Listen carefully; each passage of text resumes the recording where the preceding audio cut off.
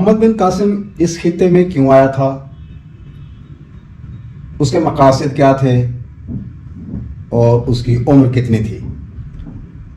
میرا نام سجاد احمد لاکھا ہے۔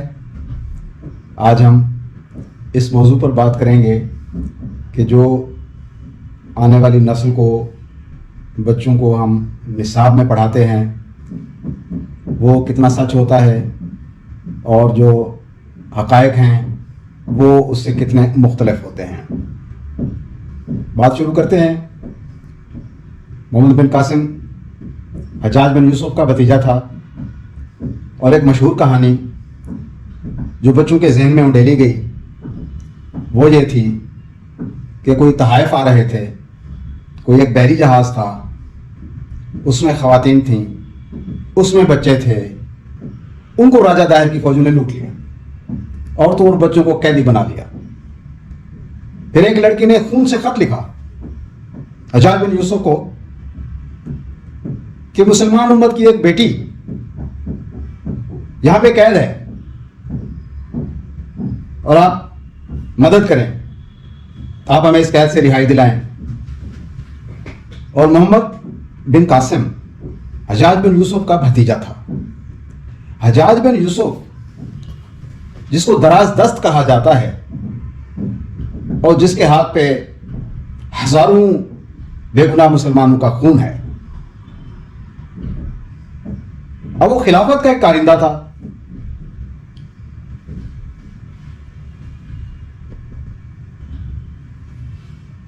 وہ جو خلافت کے مقاصد تھے اس نے تو ان کی پاسداری کرنی تھی۔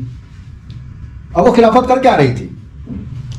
ایک طرف وہ خلافت یہ کر رہی تھی کہ کیمسٹری حرام ہے، فزکس حرام ہے، بیولوجی حرام ہے، اس سے جڑے سائنسدان، اس سے جڑی وہ ہستیاں جو یہ تحقیق کے کام کر رہی تھیں وہ اس خلافت کے ہاتھوں قتل کر دی گئی۔ تو وہ ہستیاں قتل نہیں ہوئیں، وہ علوم قتل ہو گئے۔ اور اس سب کچھ پہ اکسانے والے وہ لوگ تھے جو خود کو علماء کہلاتے تھے، لیکن علم سے ان کا دور کا بھی کوئی واسطہ نہیں تھا، ان کے ذہن کی کھڑکیاں بند تھیں۔ واپس ہم آتے ہیں اپنے موضوع پر۔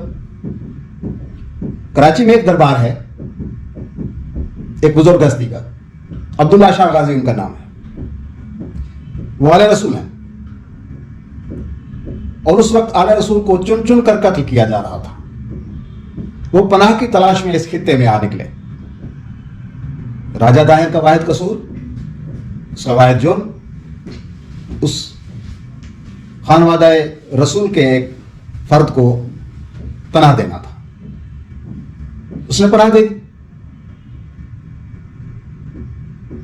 در حقیقت کہیں پہ کسی بھی جگہ ایسے کوئی شواہد موجود نہیں کہ ایسا کوئی جہاز آ رہا تھا، اس میں کوئی تحائف تھے، اس میں عورتیں اور بچے تھے، دیگل کے بندرگاہ پہ ان کو لوٹ لیا گیا، ان کو قید کر دیا گیا۔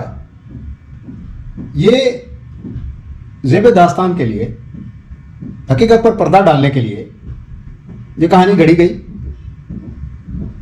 اور ہمارے مزاج کی ساخت بھی کچھ اسی سے کافی حد تک ملتی جلتی ہے۔ تو یہی لگا کہ اسی کو ہی آگے چلایا جائے، سچ پہ پردہ ڈالا جائے۔ محمد بن قاسم گرفتار کرنے آیا تھا عبداللہ شاہ غازی کو۔ جب وہ آیا، نامہ پیام ہوا، ایلچی بھیجے گئے کہ ہمارا مجرم ہمارے حوالے کر دیں، ہم واپس چلے جائیں گے، ہمارے آپ کے ساتھ کوئی لڑائی نہیں۔ تو راجہ داہر نے یہی جواب دیا جو ایک راجپوت کو دینا چاہیے تھا کہ بھی میں نے پناہ دے دی ہے تو بس دے دی ہے، اب ان کو تو میں آپ کے حوالے نہیں کر سکتا۔ تو جنگ کا یہ سبب بنا کہ انہوں نے ان کے بقول ان کے باغی کو راجہ داہر نے حوالے کرنے سے انکار کر دیا۔ اب اس سارے معاملے کا جو پس منظر ہے وہ یہی ہے کہ جواز ڈھونڈے جاتے ہیں، کہانیاں گھڑی جاتی ہیں، ذہنی طور پہ لوگوں کو مطمئن کرنے کے لیے کہ بھی ہم تو بہت اچھے ہیں، ہمارے سارے جو افعال ہیں وہ بالکل اخلاقی اور اسلامی اقدار کا بہت ہی عمدہ نمونہ ہے، جھوٹ ہم بول نہیں سکتے، ہمارا مذہب ہم کو اجازت نہیں دیتا، اخلاقیات اجازت نہیں دیتی، تو پھر ہم کہانی بدل دیتے ہیں، ہم وہ تصویر کا وہ رخ دکھاتے ہیں جو ہمیں اچھا دکھائے، جو ہمیں معصوم دکھائے، اور یہ لگے لوگوں کو کہ ہم حق پر ہیں۔ اور یہ فوج بھیجنے والا جس کے بارے میں کہا جاتا ہے کہ ایک لڑکی کی پکار پر اس نے ایک لشکر بھیج دیا، اس کے اپنے حرم میں 400 سے زیادہ عورتیں تھیں، تو ظاہر اس کے دل میں اس ایک لڑکی کے لیے درد جاگنا فطری بات ہے، جس کا کوئی وجود ہی نہیں، جو کہیں کہتی ہی نہیں، جو واقعہ ہوا ہی نہیں سرے سے۔ اب میری یہ گزارش ہے، میرا کوئی لینا دینا نہ تو حجاج بن یوسف سے ہے اور نہ ہی راجہ داہر سے، میں تاریخ کا طالب علم ہوں، تو میری آپ سے بھی گزارش ہے کہ اپنے تمام وابستگیاں کسی بھی حوالے سے، اپنے تمام تعصبات ایک طرف رکھ دیجیے، صرف اس بات پہ غور کیجیے کہ دلیل کے ساتھ اگر کوئی بات پیش کی گئی ہے اور اگر وہ آپ کو درست لگتی ہے تو اسے درست مان لیجیے، اس جھوٹ پہ اصرار مت کیجیے جو نصاب کا حصہ ہے، کیونکہ نصاب میں بہت کچھ ایسا ہے جو نہ عقلی دلیل پہ پورا اترتا ہے، نہ اخلاقی قدروں پہ پورا اترتا ہے، وہ صرف ایک ضد ہے، وہ ماضی میں رہنے کی ایک صرف خواہش ہے، وہ پدرم سلطان بود والی بات ہے، وہ اپنے ماضی پہ فخر کرنے والی صرف بات ہے، اور وہ ماضی کس کا تھا؟ وہ ماضی ہمارا نہیں تھا۔ مجھے اجازت دیجیے ضمنی طور پہ میں ایک اور بات بھی کہتا چلوں، مسلمان کیوں مار کھا رہے ہیں؟ مغرب کے ہاتھ، آج مغرب کے ہاتھ میں طاقت ہے، کل اسی مغرب نے مار کھائی تھی، کس سے مار کھائی تھی؟ نہیں، مسلمانوں سے نہیں کھائی تھی، عرب سامراج سے کھائی تھی، جیسے رومن سامراج تھا، جیسے ایرانی سامراج تھا، اسی طرح عرب سامراج تھا۔ عرب سامراج نے ملکوں کے ملک فتح کیے، لوگوں سے ان کی آزادی چھینی، ان کے مال و دولت پہ قبضہ کیا، اور وہ ڈھیر کہاں پہ لگے؟ وہ وہاں پہ لگے، اس سامراج کے ہاں لگے جو لوٹ کر لے کر گیا۔ ہم کیا کہتے ہیں؟ ہم کہتے ہیں اسلامی فتوحات۔ ارے بھائی، یہ اسلامی فتوحات نہیں تھیں، یہ عرب سامراج کی فتوحات تھیں، لیکن جب ہم خود دعویٰ کرتے ہیں کہ یہ اسلامی فتوحات تھیں تو ہم کہتے ہیں بیل مجھے مار۔ پھر وہ مغرب، پھر وہ عیسائی اقوام، پھر وہ یہودی جنہوں نے مار کھائی ہوئی ہے، وہ کہتے ہیں اچھا تم بھی شامل تھے، اچھا یہ اسلامی فتوحات ہیں، تو لو پھر ایک تھپڑ تم بھی کھاؤ۔ وہ پھر صرف تھپڑ نہیں مارتے۔ عراق میں کیا ہوا؟ انہوں نے لاکھوں لوگوں کو مارا، جھوٹا واویلا کر کے کہ وہاں پہ تباہ کن ہتھیار ہے۔ وہ دہشت گردی کے نام پہ افغانستان میں آئے، ٹوئن ٹاورز کس نے تباہ کیا؟ اس میں یہودی ذہانت تھی، عیسائی پیسہ تھا، اور مسلمان افرادی قوت تھی۔ وہ القاعدہ انہوں نے بنائی تھی، ہم نے نہیں بنائی تھی۔ ٹوئن ٹاورز کو وہ تباہ کرنے کے بعد اس کو انہوں نے جواز بنایا، وہ افغانستان میں آ گئے، لاکھوں لوگ مار دیے، اور 19 سال بعد زخم چاٹتے ہوئے واپس چلے گئے۔ کیا دے گئے ہمیں؟ تباہی، بربادی۔ کیوں ملتی ہے ہمارے حصے میں؟ یہ کیوں آتی ہے تباہی بربادی؟ کیا ہم غلط دعوے کرتے ہیں؟ ہم دوسروں کے گناہوں میں شریک ہو جاتے ہیں۔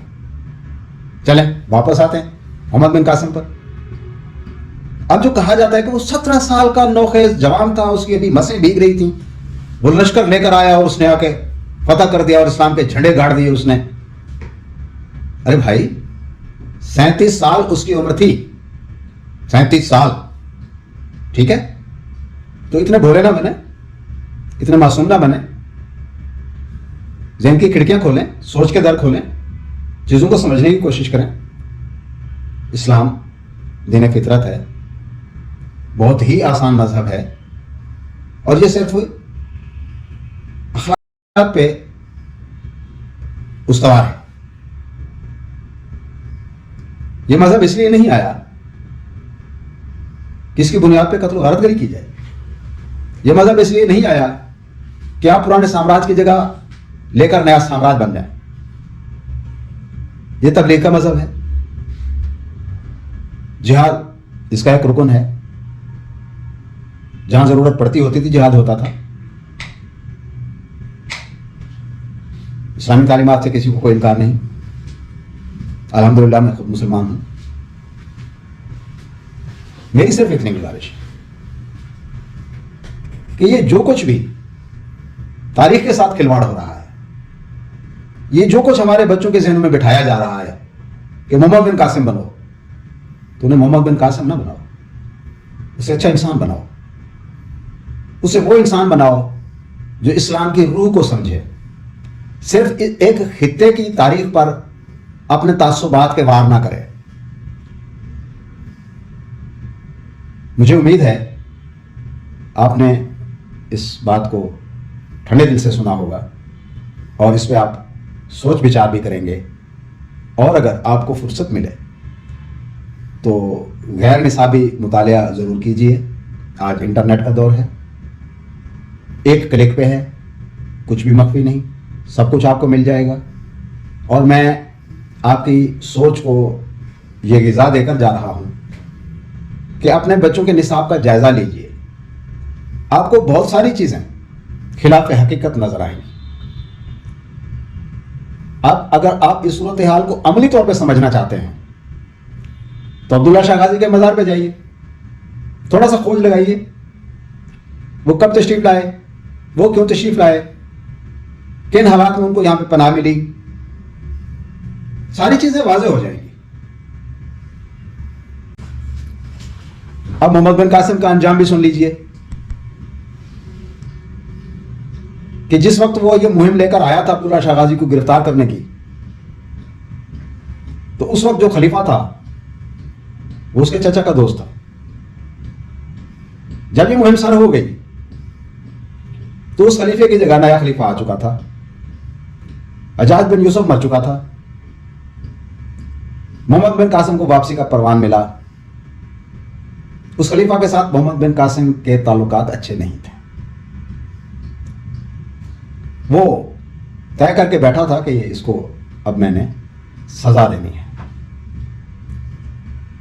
میں کسی قسم کی بہتان تراشی نہیں کر رہا محمد بن قاسم کے کردار پر. میرا اس سے کوئی لینا دینا بھی نہیں ہے. میں صرف آپ کو یہ بتا رہا ہوں کہ جھوٹ کی بنیاد پر جو کچھ اس نے آ کر یہاں کیا, طاقت تھی, لوگ بھی مل گئے, راجہ دائر کو شکست ہو گئی, محمد بن قاسم پوجا جانے لگا, اخلاقیات اس کی اچھی تھی, لوگ پرستار ہو گئے اس کے. لیکن وہ یہاں رہ کر کسی خود مختار ریاست کی بنیاد نہیں رکھ سکتا تھا. اس کو واپس جانا ہی تھا. نہ جاتا تو اس کی سرکوبی کے لیے بھی پیچھے سے ایک بڑا لشکر بھیج دیا جاتا. وہ واپس گیا, الزامات بہت سے تھے اس پہ. اب ہماری تاریخ سے ان الزامات کا لینا دینا کچھ بھی نہیں کہ وہ عورتیں لے کے گیا یہاں سے, وہ مال و دولت لے کے گیا. تکنیکی اعتبار سے یہ بات ممکن نہیں لگتی کہ ایک شخص جسے واپسی کا حکم دیا گیا ہو وہ اپنے ساتھ ایسا کچھ نہیں لے کر جا سکتا کہ اس کی فرد جرم مزید سنگین ہو جائے. اس کو بھی پتا تھا کہ میرا انجام کیا ہونا ہے. وہ گیا, اس کو قالین میں لپیٹ کر مار دیا گیا. اب ہم اسے کہیں گے مکافات عمل. کہ کہانی کچھ اور تھی, بتایا کچھ اور گیا. مقصد عبداللہ شاہ غازی کی گرفتاری تھا, بتایا گیا کہ عورتوں کو چھڑوانے آئے ہیں. جھوٹ کی بنیاد پر جیتی ہوئی جنگ کا فاتح ایسے ہی انجام کو پہنچنا تھا, سو وہ پہنچ گیا.